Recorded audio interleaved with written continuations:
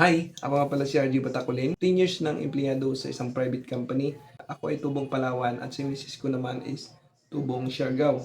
Kahit na dalawa na kami nagwo-work at kulang pa rin talaga ang kinikita namin para sa pamilya namin. Kaya naghanap talaga kami ng extra income. And then last December, nakita namin sa YouTube yung isang advertise ni Ma'am Irigel. In-invite kaming mag-attend ng kanilang business presentation nitong first week January 2025 and nag-avail kami kaagad. Ang kagandahan dito lang is lahat ng training dito is free na once na naging member ka na dito sa travel and tours business na to.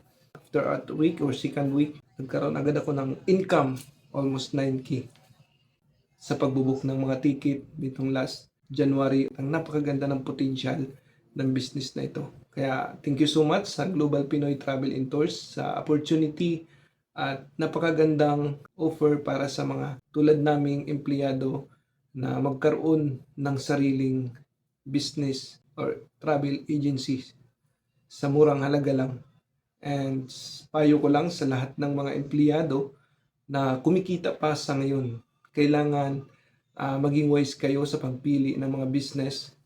I hope 3 to 5 years from now, baka ito na yung magpapa-for good sa akin sa work. So, ganun din si Mrs. So, sayang talaga ang panahon. Sayang yung iniipon. Sayang yung lakas natin habang kumikita. Why not ngayon pa lang magkaroon na tayo ng mga sarili nating travel business agency.